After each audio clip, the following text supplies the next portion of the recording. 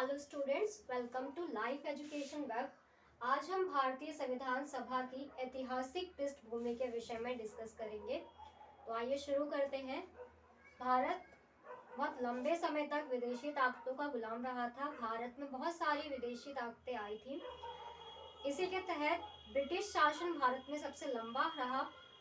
हालांकि जो ब्रिटिशर्स आए थे भारत में, वो एक कंपनी के तौर पर आए थे और इनका मुख्य उद्देश्य केवल भारत से आर्थिक मुनाफा कमाना था, यहाँ से व्यापार करना था।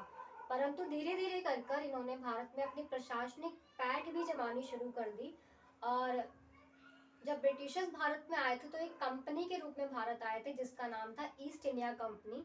लेकिन आगे चलकर कंपनी ने जब प्रशासनिक सत्ता को भी अपना लिया तो 1773 के रेगुलेटिंग एक्ट के तहत ईस्ट इंडिया कंपनी का भारत पर औपचारिक तौर पर शासन हो गया। और ये शासन 1858 तक कायम रहा। 1858 तक मैं इसलिए कह रही हूँ क्योंकि 1858 के बाद कंपनी का शासन समाप्त होने के बाद शासन डायरेक्ट ब्रिटेन की महारानी के हाथों में आ गया था। तो इसलिए हालांकि भारत तो 1947 में आजाद हुआ, 1947 में भारत आजाद हुआ, लेकिन कंपनी का शासन केवल 1858 तक रहा। अर्थात भारत में ब्रिटिश ईस्ट इंडिया कंपनी का शासन 1773 के रेगुलेटिंग एक्ट से 1858 तक रहा। 1858 तक इसलिए क्योंकि 1858 से कुछ समय पहले 1857 में 1857 का विद्रोह हुआ और ये इतना बड़ा विद्रोह था कि इसने ब्रिटिश शासन की नींव को पूरी तरह से हिलाकर रख दिया था। ब्रिटिशर्स अब ये समझ चुके थे कि अब भारतीयों को भी प्रतिनिधित्व दिया जाना जरूरी हो गया है। केवल हम ही राज नहीं कर सकते, भारतीय लोगों को भी राजनीति में शामिल करना आवश्यक है, उनको भी प्रतिनिधित्व दिया जाना आवश्यक है। परंतु 1857 विद्रोह के बाद 1858 में एक एक्ट पारित किया गया जिसके तहत मुकुट का शासन स्थापित हुआ। मुकुट का अर्थ है कि अब भारत का शासन डायरेक्ट ब्रिटेन की महारानी के हाथों द्वारा चलाया जाएगा। सीधा नियंत्रण ब्रिटेन की महारानी के द्वारा किया जाएगा। तो 1858 में एक्ट पारित हुआ,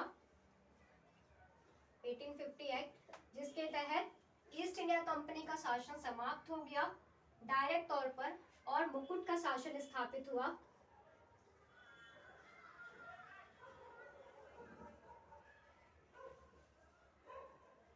मुकुट का शासन स्थापित हुआ और इसी के साथ साथ इस एक्ट के तहत भारत के गवर्नर जनरल को अब भारत का वायसराय कहा जाने लगा। अर्थात गवर्नर जनरल का जो पद था उसे वायसराय में तब्दील कर दिया गया। इस तरह से इस समय जो वायसराय या गवर्नर जनरल कहें, लॉर्ड कैनिंग थे। तो लॉर्ड कैनिंग भारत के अंतिम गवर्नर जनरल भी थे और भारत के प्रथम वायसराय भी थे, क्योंकि जिस समय लॉर्ड कैनिंग थे उसी समय गवर्नर जनरल वायसराय बन गया था। तो अंतिम गवर्नर जनरल भी कैनिंग थे एवं प्रथम वायसराय भी लॉर्ड कैनिंग थे। 1858 एक्ट के तहत एक घोषणा पत्र आया जिसे इलाहाबाद घोषणा पत्र के नाम से जाना जाता है।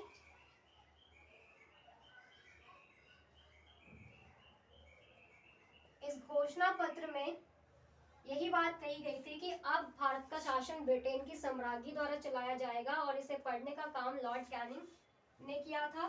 साथ ही इसी एक्ट में एक नए पद का सृजन किया गया जो कि सचिव का पद था।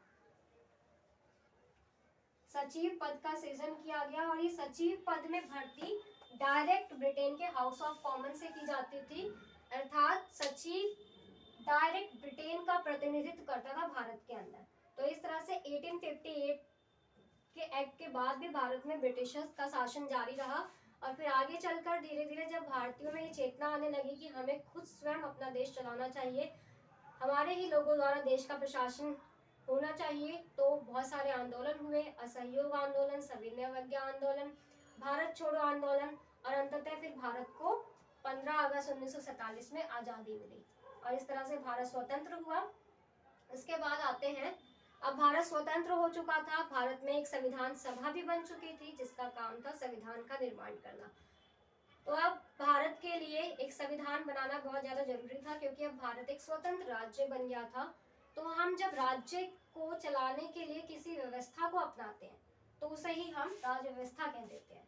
चूंकि हम भारत भारत की राज व्यवस्था के बारे में पढ़ रहे हैं तो भारत को चलाने के लिए जिस व्यवस्था की आवश्यकता है उसे भारतीय राज व्यवस्था कहते हैं। और जब इस व्यवस्था के सिद्धांतों को, जब इस व्यवस्था के विज्ञान को पढ़ते हैं तो उसे ही हम राजनीतिक विज्ञान कह देते हैं। और पूरे विश्व में राजनीतिक विज्ञान के जनक अरस्तु को माना जाता है। और जब इस राजनीतिक विज्ञान के सिद्धांतों को व्यवहारिक तौर पर उतारा जाता है तो उसे ही हम राजनीति कह देते हैं। तो इसे भी नोट कीजिए।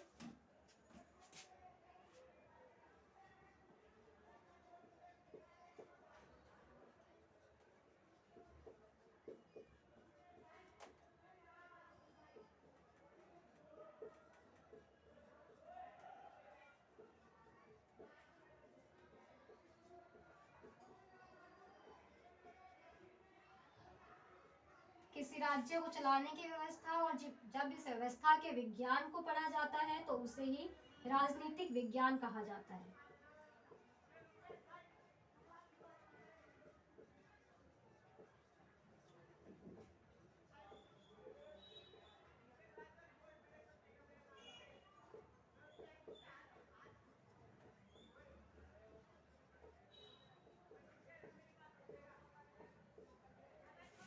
जब इस विज्ञान के सिद्धांतों को व्यवहारिक तौर पर अपनाया जाए तो उसे ही हम राजनीति कह देते हैं।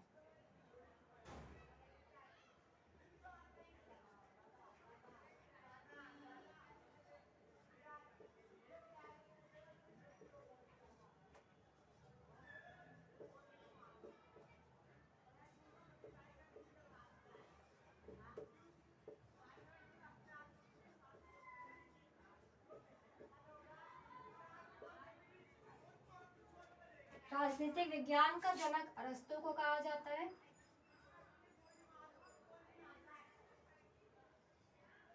तो इसे आप नोट कीजिए, इसके बाद आगे करते हैं।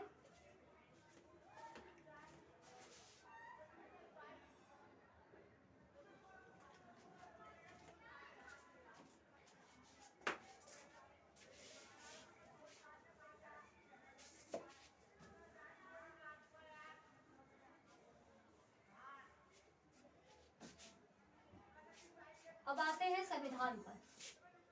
भारत स्वतंत्र हो चुका था और भारत में स्वतंत्रता से पहले ही एक संविधान सभा गठित की जा चुकी थी जिसका कार्य था भारत के लिए संविधान का निर्माण करना। और उस संविधान सभा की प्रथम बैठक हुई थी 9 दिसंबर 1946 को। तो अब भारत के लिए संविधान को बनाना था। अब पूरे विश्व में अगर हम संविधान को देखें तो हम दो भागों में संविधान को बांट सकते हैं। कुछ देश ऐसे हैं जहाँ के संविधान लिखित हैं और कुछ देश ऐसे हैं जहाँ के संविधान अलिखित हैं। तो ऐसे देश जहाँ पर सभी नियम एवं कानून एक पुस्तक में लिखे होते हैं तो उसे हम लिखित संविधान कह देते हैं। और जहाँ पर नियम एवं कानून लिखे नहीं होते हैं अपितु वहाँ पे जो भी कानून है वो वहाँ की प्रथाओं और परंपराओं के अनुरूप निर्धारित होता है, उसे हम अलिखित संविधान कह देते हैं। तो सबसे पहले तो संविधान की परिभाषा ही लिखिए। संविधान एक ऐसा दस्तावेज होता है नियम और कानूनों का जिससे हम किसी भी देश का शासन सुचारू ढंग से चला सकते हैं। तो ये नियमों एवं कानूनों का संग्रह है।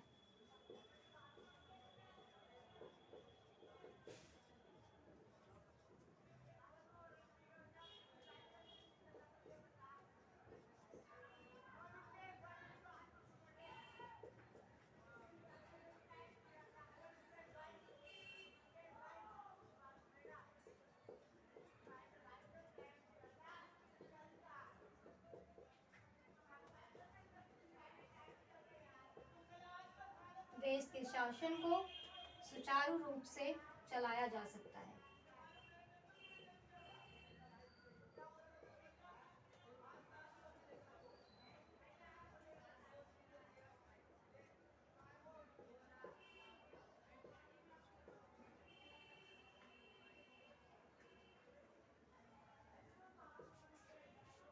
संविधान को मोटे तौर पर हम दो भागों में बांटते हैं। ऐसे देश जहाँ के संविधान लिखित हैं और ऐसे देश जहाँ के संविधान अलिखित हैं। तो जैसा कि मैंने अभी बताया कि अलिखित संविधान में नियम एवं कानून किसी पुस्तक में लिखे नहीं होते, अपितु यहाँ के नियम एवं कानून प्रथाओं एवं परंपराओं के अनुसार निर्धारित होते हैं। ऐसे देश जहां पर अलिखित संविधान है, उनके कुछ एग्जाम्पल्स: न्यूजीलैंड,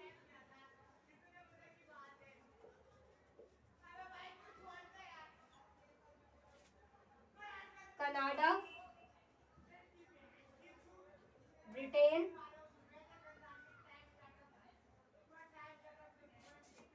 सऊदी अरब।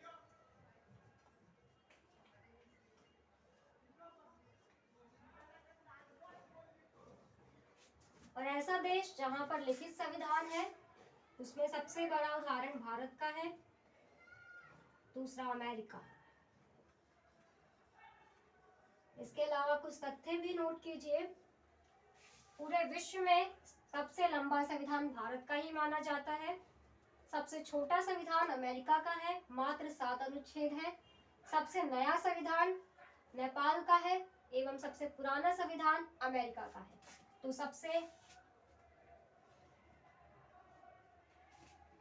ये सबसे लंबा संविधान, सबसे पुराना एवं छोटा दोनों है। पुराना भी है एवं छोटा भी है। मात्र 7 अनुच्छेद है इसके कॉन्स्टिट्यूशन में, संविधान में।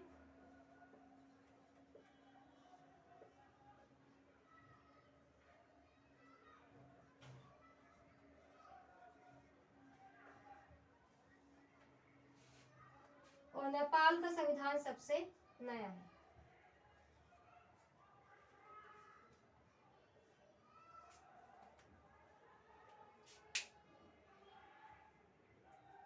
सबसे नया संविधान, इसे नोट कीजिए। आगे बढ़ते हैं उसके बाद।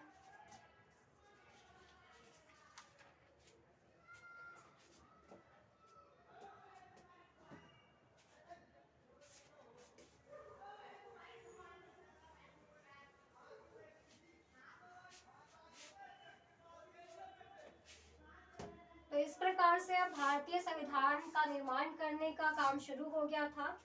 और भारत में मैंने जैसा कि पहले स्पष्ट किया कि बहुत सारी विदेशी ताकतें आई थी, तो उस विदेशी ताकतों का एक क्रम भी लिखिए कि भारत में आने वाला सबसे पहला विदेशी ताकत पुर्तगाल था। पुर्तगाल के बाद भारत में आए डच, डच के बाद ब्रिटिश, ब्रिटिश के बाद फ्रांसीसी।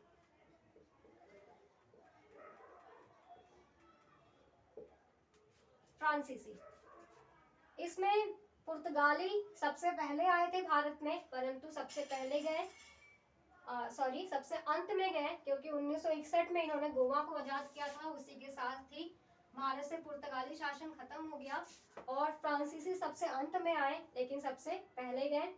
इसमें सबसे महत्वपूर्ण जो है ब्रिटिश शासन है, क्योंकि इन्होंने सबसे लंबा शासन किया भारत में, करीब 200 सालों तक।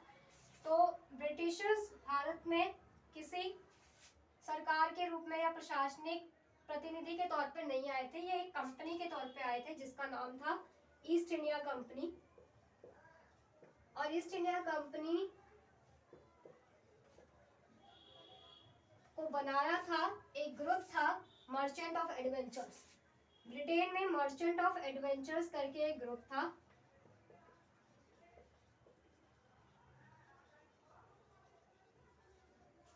इन्होंने 1599 में ईस्ट इंडिया कंपनी बनाई, ईस्ट इंडिया कंपनी।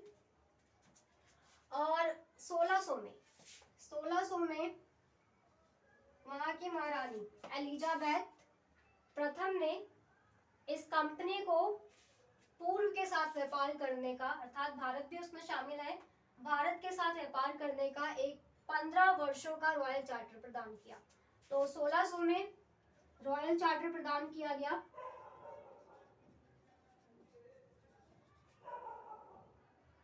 पंद्रह वर्षों तक भारत के साथ व्यापार करने का, 15 वर्षों तक व्यापार।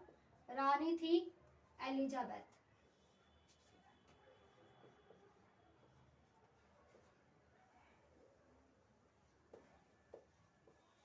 महारानी एलिजाबेथ फर्स्ट। लेकिन 1609 में यहाँ के सम्राट बने जेम्स प्रथम।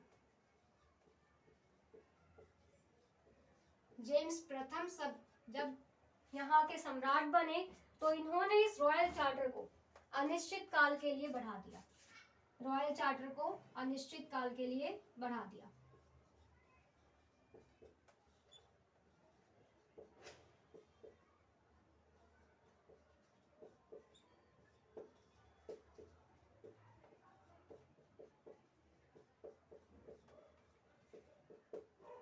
इस तरह भारत में ब्रिटिशर्स की सत्ता कायम होने लगी थी और ब्रिटिश भारत में पूरी तरह से अपनी पैठ जमा चुके थे। लेकिन अंततः हमें आज़ादी मिली, ब्रिटिश चंगुल से हम आज़ाद हुए। और भारत में आज़ाद होने का कारण भी ये था कि 1939 से 45 तक द्वितीय विश्व युद्ध हो गया था। अब द्वितीय विश्व युद्ध में सेकेंड वर्ल्ड वॉर हुआ। अब इस सेकेंड वर्ल्ड वॉर में ब्रिटेन की स्थिति काफी वीक हो चुकी थी, ब्रिटेन काफी कमजोर हो चुका था। तो ऐसे में ब्रिटिश के लोग स्वयं चाहते थे कि अब भारत को वो उपनिवेश ना बनाए, अब उसे आजाद कर दे, औपनिवेशिक ताकत अपनी अब कम कर दे, क्योंकि अभी हमें अपने देश को मतलब ब्रिटेन को अपने देश को देखना था। तो ऐसे में वहाँ की जनता की बातों को समझकर वहाँ पे जब वहाँ पे अगले ही साल चुनाव होने वाले थे, तो ब्रिटेन में द्विदलीय व्यवस्था है, अर्थात वहाँ पे दो दलों में ही आपस में चुनाव होते हैं। तो डेमोक्रेटिक पार्टी है एवं लेबर पार्टी है।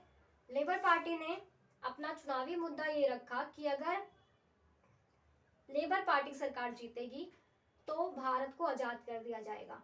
और ऐसा ही हुआ, लेबर पार्टी जीती, उसने सरकार बनाई और फिर उसने एक रेजोल्यूशन पास किया 14 मार्च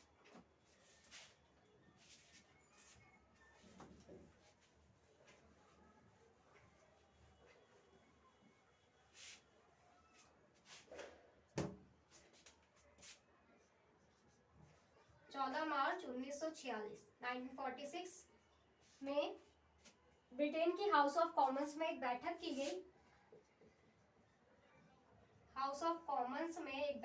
गई। जिसमें एक रेजोल्यूशन पास हुआ, जिसमें ये बात कही गई थी। रेजोल्यूशन में दो बातें कही गई थी। संकल्प, रेजोल्यूशन का अर्थ है संकल्प पारित किया गया, जिसमें ये कहा गया कि भारत को आजाद किया जाएगा। भारत की स्वतंत्रता की बात कही गई। प्रथम बात भारत की स्वतंत्रता की थी एवं दूसरी बात संविधान सभा के निर्माण की थी।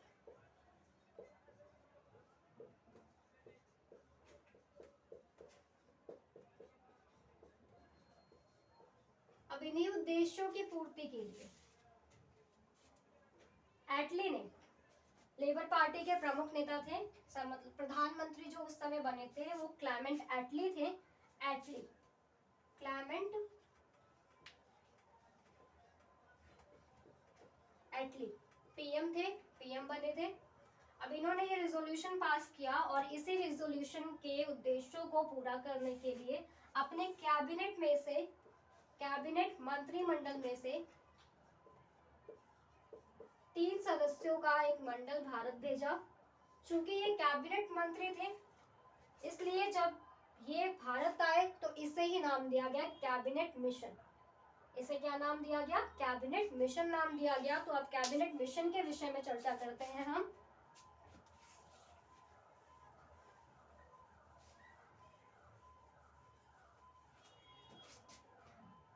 कैबिनेट मिशन भारत में 24 मार्च 1946 को आया था, 1946 को पहुंचा था।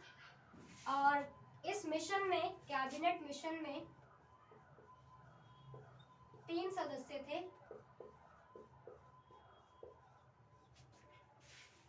प्रथम पैथिक लॉरेंस, यही अध्यक्ष भी थे कैबिनेट मिशन के। पैथिक लॉरेंस अध्यक्ष भी थे। इसके अलावा सर स्टैफर्ड क्रिप्स, और अध्यक्ष होने के साथ साथ ये भारत सचिव भी थे।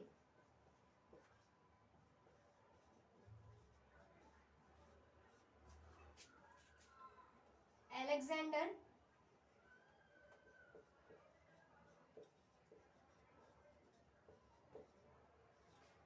ये नौसेना मंत्री थे।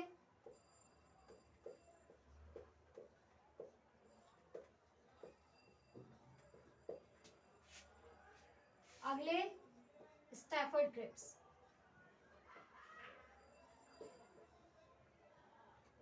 यही क्रिप्स थे जो कि 1942 में क्रिप्स मिशन की अध्यक्षता भी इन्होंने की थी। जब क्रिप्स मिशन भारत आया था यही व्यक्ति थे, इन्हीं के नेतृत्व में आया था।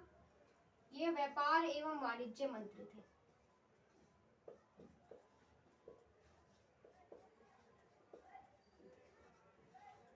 अब कैबिनेट मिशन जब भारत आया तो इसके दो उद्देश्य थे। प्रथम उद्देश्य था संविधान सभा का निर्माण करना, एवं दूसरा, क्योंकि अब भारत को तो स्वतंत्र कर ही रहे थे, तो पहला उद्देश्य कैबिनेट मिशन का था संविधान सभा का निर्माण करना, और साथ ही जब तक संविधान बन नहीं जाता तब तक ही प्रशासन चलाना होगा।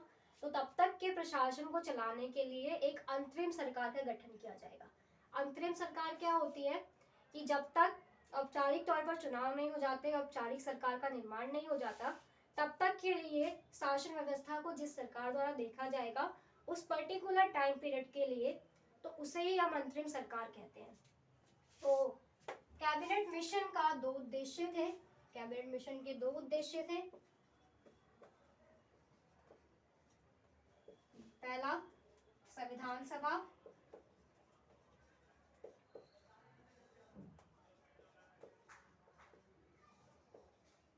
का गठन,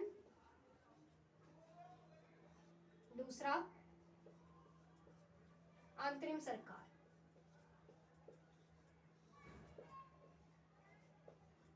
तो इसे नोट कीजिए, उसके बाद इन उद्देश्यों पर डिस्कशन करेंगे।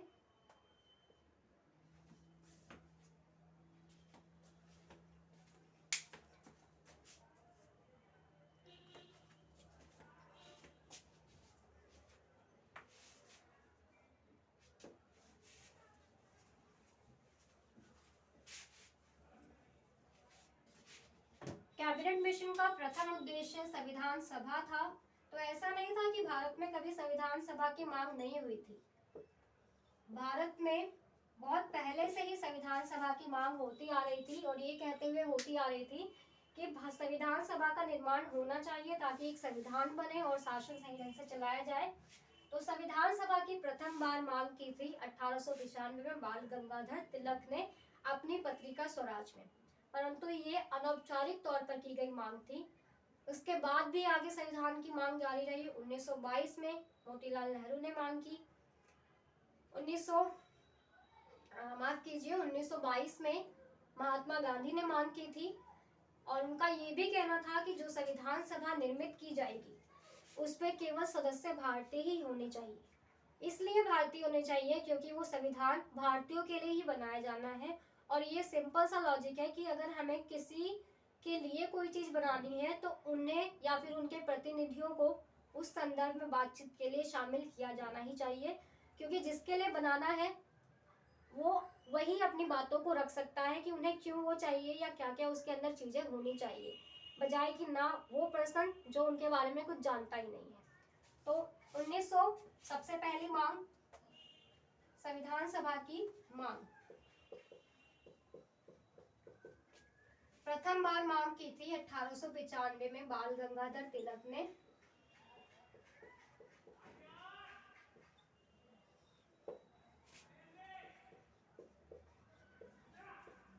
पत्रिका स्वराज थी। स्वराज पत्रिका में। दूसरी बार मांग 1922 में मोहनदास करमचंद गांधी द्वारा। इसके बाद तीसरे बार मांग, अगली बार मांग हुई 1924 में। 1924 में मोतीलाल नेहरू ने मांग की, और फिर 1934 में मांग हुई। 1934 में एम.एन. रॉय ने मांग की। तो एम.एन. रॉय कम्युनिस्ट पार्टी के थे, कम्युनिस्ट थे ये, और एम.एन. रॉय ने जो मांग की थी संविधान सभा की उसे प्रथम औपचारिक मांग कहा जाता है। ये प्रथम औपचारिक मांग थी।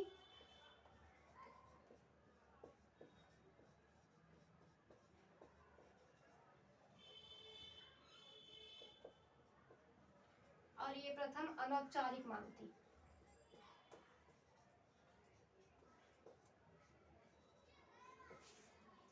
तो इस तरह से ये सब मांग की गई और इन सभी मांगों का ही फल था कि संविधान सभा का निर्माण हो चुका था और उसके पहले बैठक भी हो चुकी थी 9 दिसंबर 1946।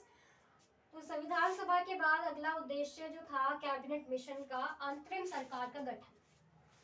अंतरिम सरकार का गठन, अंतरिम सरकार बन चुकी थी। अंतरिम सरकार 2 सितंबर 1946 में अंतरिम सरकार का गठन हुआ और इसमें मंत्री एवं मंत्रालय थे। तो उसे भी आप नोट कीजिए कि अंतरिम सरकार में किस तरह के मंत्री और किस तरह के मंत्रालय थे, कौन कौन से मंत्री, कौन कौन से मंत्रालय थे। इसे मैं रब करती हूँ।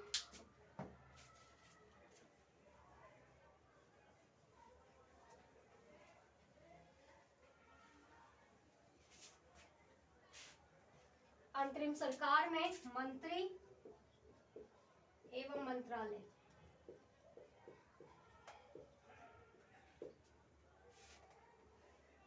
सबसे पहले नेहरू जी के पास विदेश मामले से संबंधित मंत्रालय थे, विदेशी मामले एवं राष्ट्रमंडल संबंधी मामले।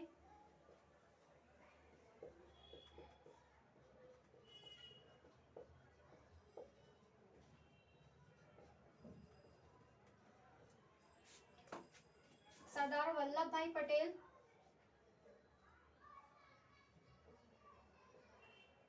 इनके पास गृह मंत्रालय था।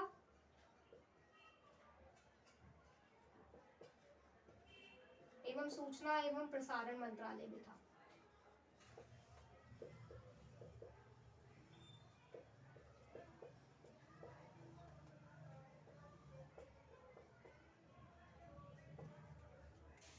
सी राजगोपालाचारी शिक्षा मंत्री थे उस समय।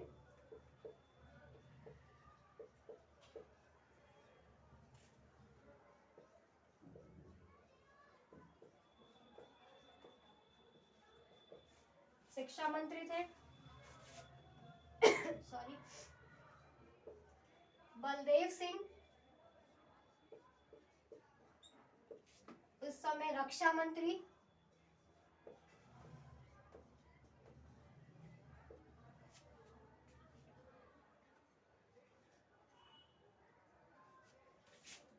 लियाकत अली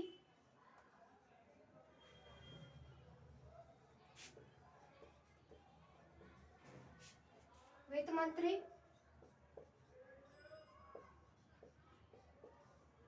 और इसी के साथ राजेंद्र प्रसाद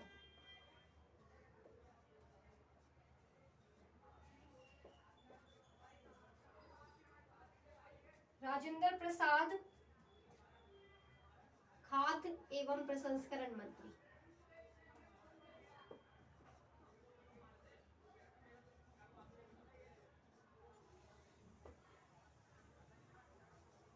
खाद्य एवं प्रसंस्करण मंत्री।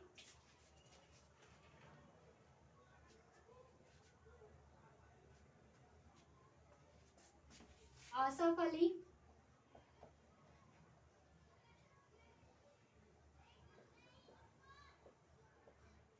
विधि मंत्री थे, रेल मंत्री थे।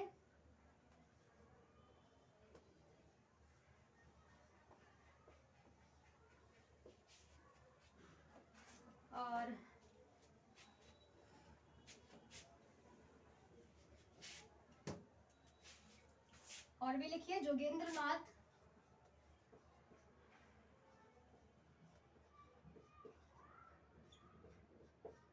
विधि मंत्री थे।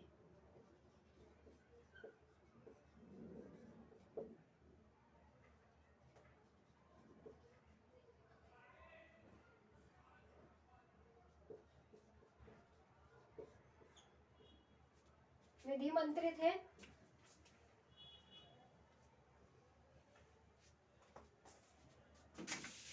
Doctor H.C. भाभा। कार्य खनन एवं शक्ति मंत्रालय। तो इस तरह से ये मंत्री थे और इनके मंत्रालय थे। वापस से रिपीट देखिए, नेहरू जी के पास विदेश एवं राष्ट्रमंडल संबंधी मामले थे। सरदार वल्लभ भाई पटेल के पास गृह मंत्रालय एवं सूचना एवं प्रसारण मंत्रालय था। सी राजगोपालाचारी के पास शिक्षा मंत्रालय था, शिक्षा मंत्री थे। बलदेव सिंह के पास रक्षा मंत्रालय था, रक्षा मंत्री थे। लियाकत अली के पास वित्त मंत्रालय था, वित्त मंत्री थे। राजेंद्र प्रसाद खाद्य एवं प्रसंस्करण मंत्री थे। आसफ अली के पास रेल मंत्रालय था, इस प्रकार बोले रेल मंत्री थे। जोगेंद्र नाथ के पास विधि मंत्रालय और डॉक्टर एच.सी. भाभा कार्य एवं खनन शक्ति मंत्रालय के मंत्री थे। तो इस तरह से इसे नोट कीजिए मंत्री मंत्रालय को।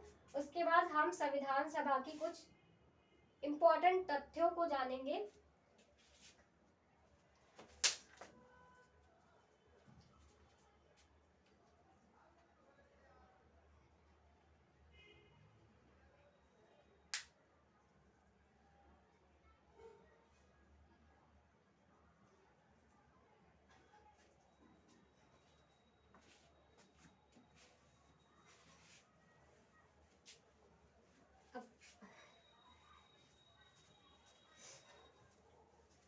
अब संविधान सभा से संबंधित कुछ इंपॉर्टेंट फैक्ट्स तथ्य नोट कीजिए, जिसके बारे में हम अगली क्लास में डिस्कस करेंगे विस्तार से। संविधान सभा में कुल 12 अधिवेशन हुए थे, 11 और 12 अधिवेशन ही मानिए आप, कुल 12 अधिवेशन हुए थे।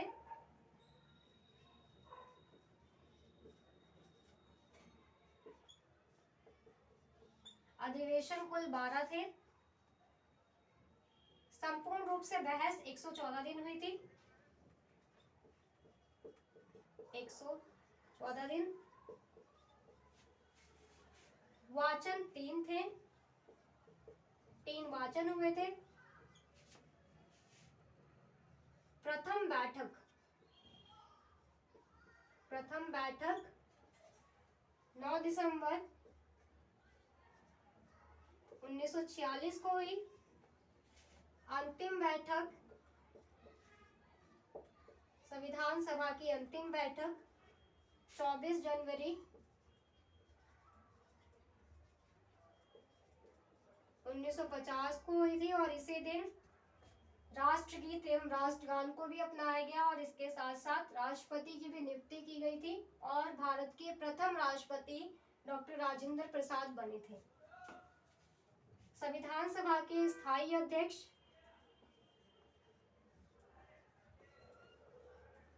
पहले अस्थायी नोट कीजिए, अस्थायी अध्यक्ष डॉक्टर सच्चिदानंद सिन्हा।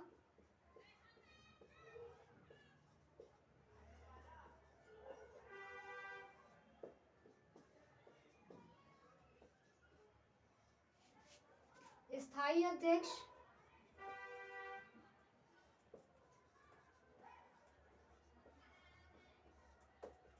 डॉक्टर राजेंद्र प्रसाद।